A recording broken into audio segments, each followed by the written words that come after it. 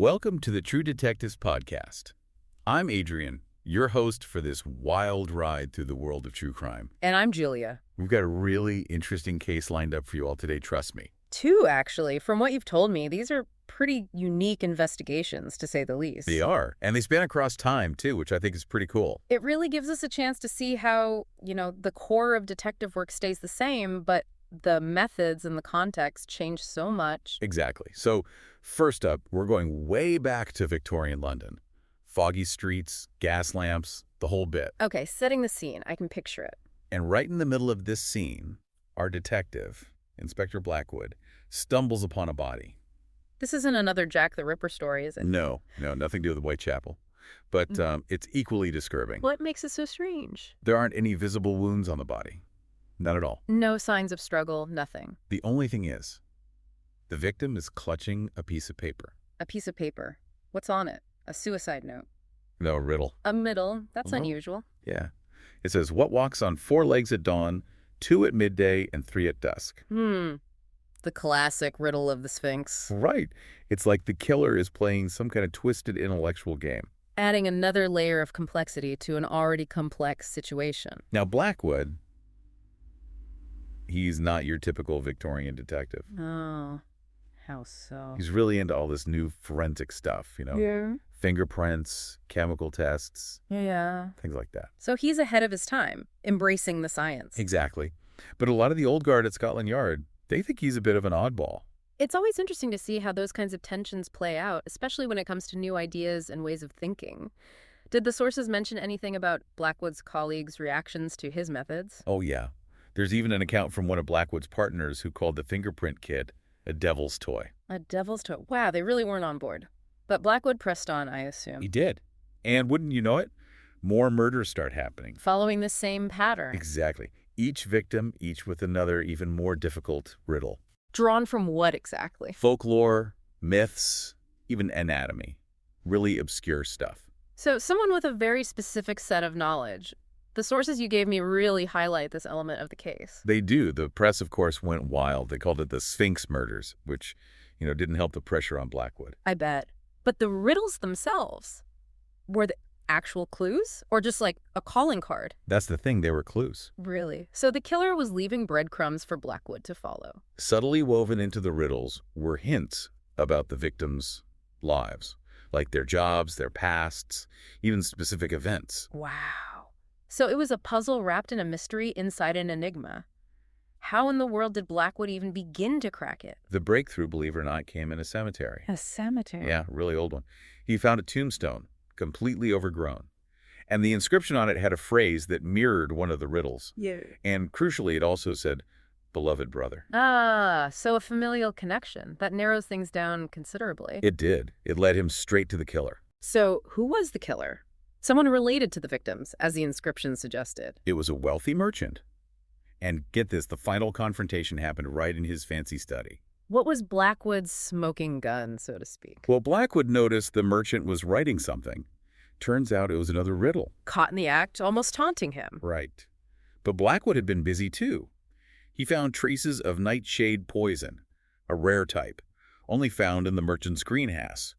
And guess what the same poison was under all the victims' nails? So those chemical tests finally paid off? They did. The motive, by the way, was revenge. Revenge for what? Turns out the victims were the merchant's siblings.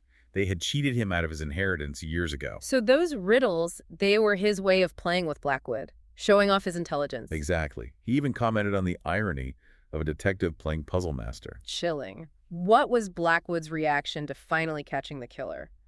Relief. Triumph. Not really. He felt the weight of all those lives lost.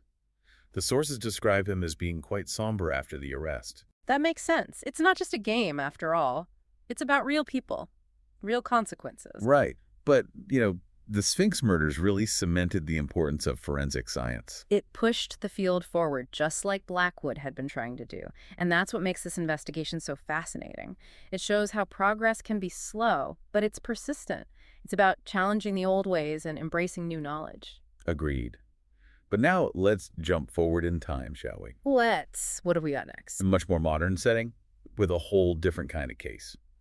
We meet Detective Thorne, Tough, by-the-books kind of guy. Okay, setting the stage again. He catches a case, and the first crime scene is, well, it's staged. Staged? Like how?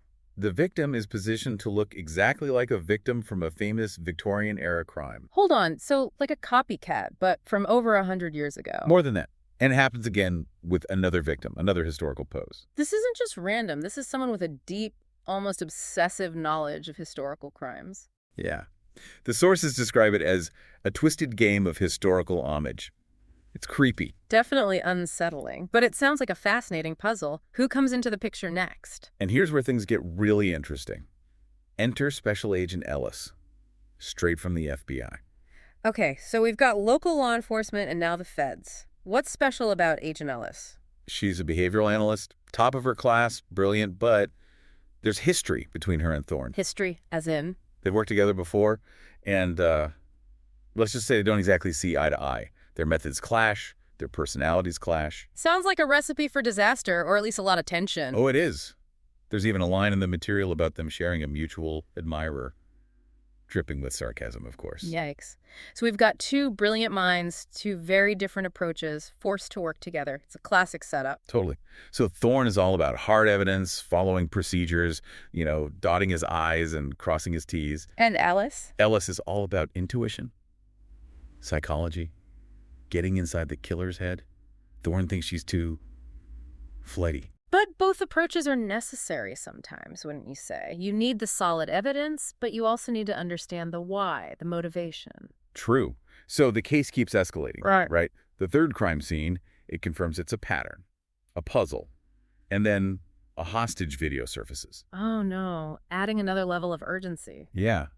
And what's really strange, there's no ransom demand. No ransom. That's significant. It means it's not about money, it's about something else. What's on the video? It's this really grainy footage.